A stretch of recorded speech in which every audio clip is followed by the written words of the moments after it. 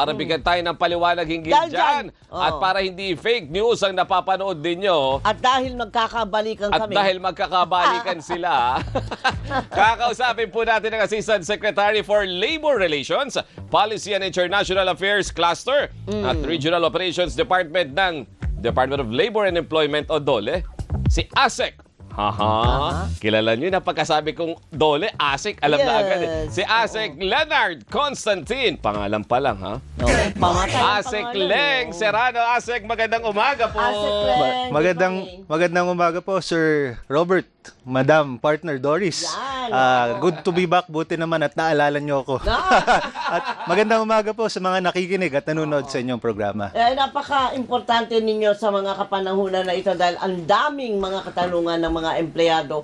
Unang-una na nga partner, di ba? Yung paano ang sweldo namin? Paano Correct. makakahabol? Hindi mo naman po pwedeng imandato sa mga employer na, oy, tumaas na yung presyo ng produktong petrolyo, itaas mo na rin ang Namatik, sahod ko. itaas mo na din. Oo. Oo. Ganun ba kadali yun, ASEC? Well, sa atin naman po sa kagawaran, tayo po ay tumatalima sa direktiba ng ating Pangulong Bongbong Marcos na ang pag-implementa or regular prompt review of the wage orders. Sa atin po kasi mga na-issue na wage orders, meron po yung 12-month period. O anniversary po ang tawag natin dyan. At usually, ang general rule ay hindi po yan magagalaw within that 12-month period. Pero nevertheless, Madam Partner Doris, ang ating mga regional boards, continue naman po ang pag-monitor ng mga factors na nakakaapekto sa kanilang mga kani-kanilang area o rehiyon. Syempre ito pong Middle East situation kasama po diyan sa pag-monitor nila. It is a factor among other factors na kinokonsidera ho nila. Okay. Ibig sabihin, ASEC, halimbawa, kakataas lang nila ng sweldo kahit sa ang region, automatic nagre-review na ngayon ulit. Opo, in fact, if I may, meron ho tayong actually magandang balita. Ayan, partner. gusto namin yung Yan, magandang yan. balita yan. Kakatapos lang ho ng pag-implementa ng increase ng pasahod, ang bagong wage order sa Region 11. Sa Okay. Davao po yan, this March 13. Okay. Oh, mainit-init pa. Mainit-init pa ho. Around 20 to 30 pesos po yan ang increase po Wow. dyan. Mataas din, ha? Bukod po dyan, meron pong isa pa ho magandang balita. Sa atin naman po, Region 5. Bicol. Magkakaroon. Ay, tama ba? Opo, yes. Magkakaroon pa lang ho, Ma'am Doris, Sir Robert, ng increase. Actually, ipapublish pa lang ang bagong wage order next week to take effect 15 days from now. Oh, meron din, may kasunod. meron. Meron Opo, bang amount na ibinigay, ASEC, for that? Meron po, it's 45 pesos effective on April 8. April 8 at two tranches ho yan. Una hong 20 pesos increase April 8, tapos yung pangalawa ho December 1. Ang gaya ho, example lang ho ito na mabilis na pag-review talaga ng ating mga wage boards. Actually, ang deadline, ang 12-month anniversary date dito po sa Region 5, matatapos po yan April 5. Pero as early as now, tapos na po yung consultation, tapos na rin ho yung ating all dialogues with the stakeholders yan sa region. In fact, affirm na rin po ang kanilang wage order ng commission sa NWPC. At ngayon, ipapublish na lang po at April 8, it will already take effect. Ayun. Ganun po kabilis ang ating pong pag-review. Alright. Oho. So ano ang reaksyon nyo? Kasi maraming mga tao na mainipin sinasabi, bagal naman yata ng pamahalaan na i-address itong malaking problema na ito. Dahil yung iba kinakabahan, dahil yung iba naman ay wala lang, mema lang, or yung iba lang gugulo lang sa pamahalaan. Pero ang sabi, lalo na dito sa NC, good naman yon sa ibang rehiyon ay mayroong mga wage hike. Pero sa pinakamaingay kasi NCR Opo. Paano ang NCR? Yes, ma'am. Actually, sa direktiba ng ating Pangulo, bigyan ng assistance, suporta at tiyakin ang kapakanan ng mga manggagawa na maapektuhan nitong sitwasyon sa Middle East. Tayo po ay agaran naman po nakipag-coordinate sa iba-iba pong ahensya na maaaring makatulong para po ang mga services na maibigay is more impactful para po sa mga tao, para sa mga manggagawa. So, tulad na lang po, kunwari, ito pong mga OFW, as sample Ayan. lang po. Oo. Agaran naman po tayo nakipag-coordinate with the Department of Migrant Workers, pati po ang OWA. Hinihingi po natin sa kanila ang profile nitong mga OFWs that are affected and would be repatriated and are repatriated. Mga base po sa datos, meron na po mga 1,700 na, almost 1,700 na repatriate. Okay. Oo. Mga 1,300 po dyan ang OFWs. So yan, pag makuha po natin ang profile, maaari na ho natin silang ma-assess. Yung skills assessment, partner, kung maalala mo, Oo. importante ho yan, di ba? Mahalaga yun. Matignan natin kung ano bang kanilang kakayahan. At siguro habang nandito po in the local atmosphere, maaring before sila ma-deploy, Oo. ma-match po natin sila sa mga vacant na trabaho. Ayun. Yan. At banggitin ko lang, partner, Sige partner, Madam Doris. Ay, tama. Okay lang ako sa Baka makontempt po ako dito. Meron din po, of course, yung mga OFWs for deployment.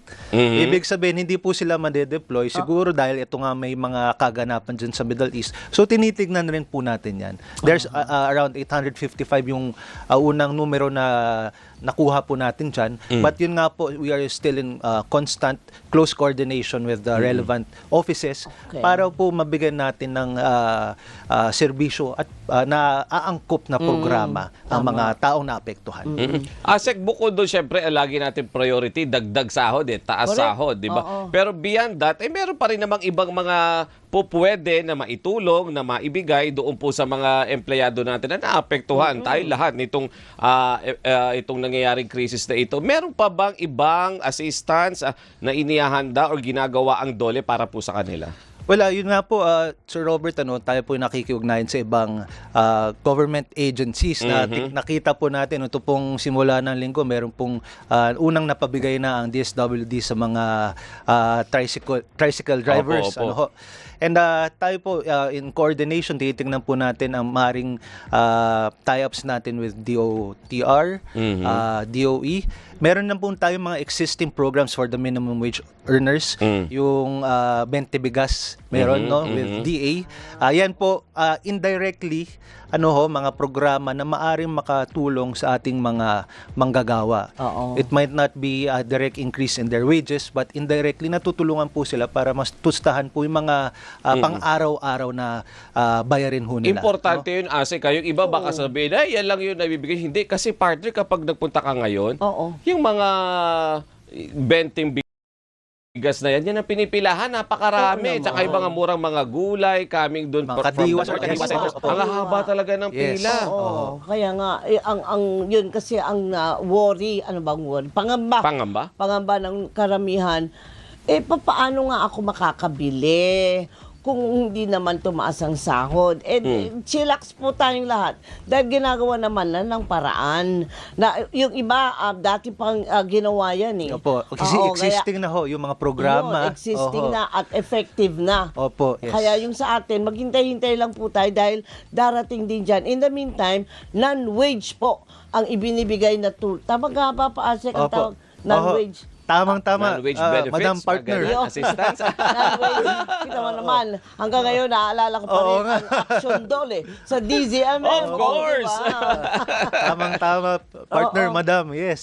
Oo. Kaya nga, ang ano dyan is hindi naman natutulog ang DOLE doon sa pag-iisip ng paraan para nga makaagapay sa ating mga kababayan. Hindi lang doon sa mga apektado doon sa Middle East.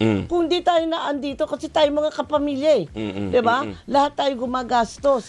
Kailangan natin lahat kumayod at makasweldo ng tama. Yun. Asek, speaking of ayuda, ang DOLE, ano ang role ninyo pagdating dito sa mga ayuda na ganito?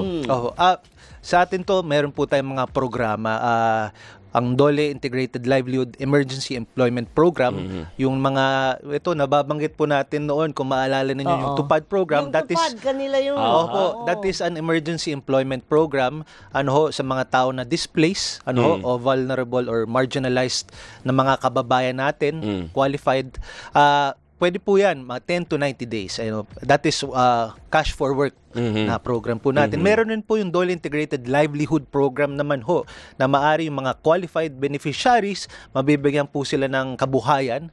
Of course, with the proper orientation and training, ang ating sinisikap dyan, ang ating mga beneficiaries, sana mapalago. At maging sustainable ang programa. Meron po rin po yung Adjustment Measures Program naman para sa mga maaaring mabigay para sa mga maliliit o micro establishments. It directs or focuses on the productivity naman po. Importante po kasi na ma-mention po natin yung productivity kasi po pag productive po ang tao, productive ang establishment, mas tuloy-tuloy po, sustainable po ang enterprise. At baka mas maganda ang kita, mas meron kayo ibabalik sa inyong mga empleyado. So sana ganun po yung cycle na nakikita na. But the productivity, very important rin po yan, ma'am. So pagka diretsahang tinanong ang Dole, Ase Kleng Serrano, may matatanggap ba ako na dagdag sahod? Ano ang maiksing sagot? Well, ang maiksing sagot po dyan, ang ating regional boards, minomonitor po. Patuloy po na minomonitor ang mga kaganapan in the international and how it affects our local setup.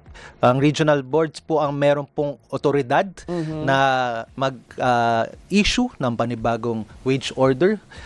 So yan, patuloy po na minomonitor sa pagtalima po ng utos o direktiba ng ating Pangulo na regular reviews within the 60-day period, and even not kahit po beyond the 60-day period before the anniversary date, regularly nagkikita po, nagmi-meeting naman po ang ating mga wage boards. Okay.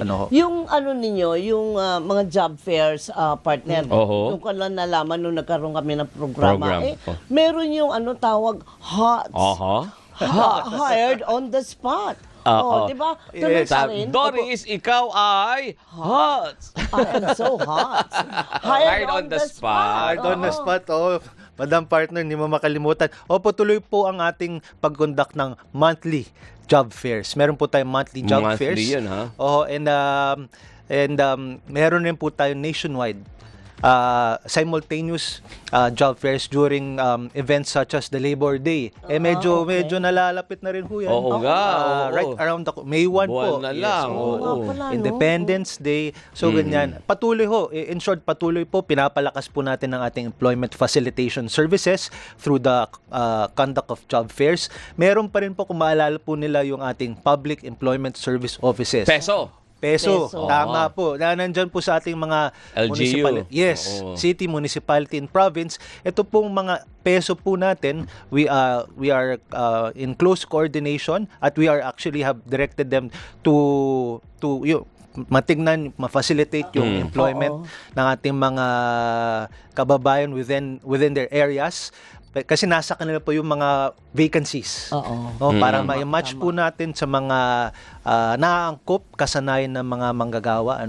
Tapos, of course, meron din po dyan mga counseling programs, career development support program. Meron pong career path, career counseling, employment counseling, vocational counseling.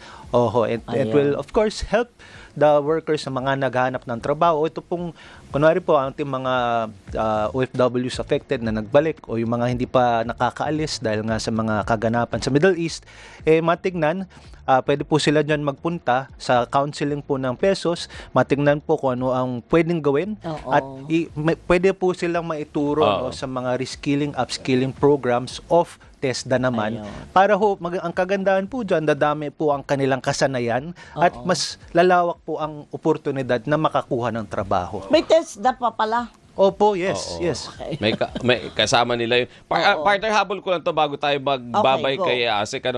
Ito sabi ni Irene Duarte, dapat masilip din ng labor yung mga worker na nasa mga tiangge. 400 to 500 lang ang sahod. Di sapat sa mahal na bilihin pamasahe. Anong sagot natin dito? Well, Asik? oo, kasama naman po yan sa ating pag-monitor, mga especially micro establishments, tinitignan at tinutulungan natin sila. Meron po tayong technical and advisory visit o TAV, parang po yung inspection system, but Ayan, okay. particularly for micro establishments. Ayun pala, Kasi po, ganda, sakto. Opo, sir, kasi nakikita po natin, nabanggit nga ho kanina, 90% or more yung ating micro establishments at nakikita po natin kailangan po silang matulungan. Imbes na pinupulis po natin sila through our inspection system, kailangan mas maganda matulungan sila.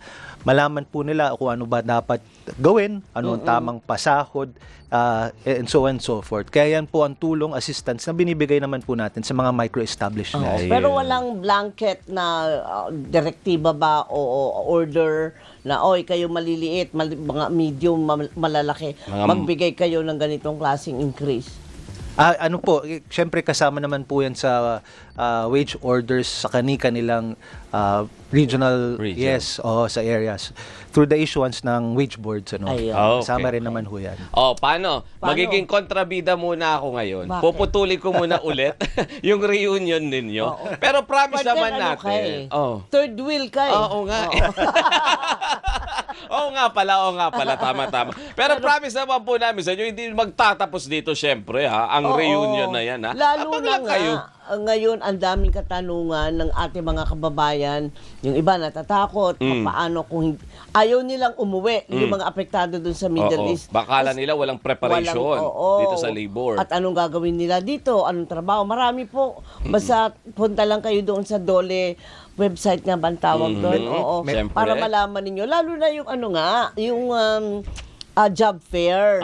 Para correct. lahat tayo ay maging hired Okay. on the spot. O, Ayan. di ba, saan ka pa? Dahil dyan, Asek, Dahil maraming salamat. Maraming salamat po, Sir Robert. Ma'am Doris, maraming salamat po sa pag-anyaya. Hintayin ko na lang ang ang tawag nyo muli. Ayan. Ako'y naghihintay lang. Hintayin mo daw ang reunion, ha? Hanggang sa muli. Hanggang sa Dahil dyan, muli. maraming salamat po, Asik Leng Asik, thank Serrano, you. mula sa Dole. Partner, to Ang time. oras,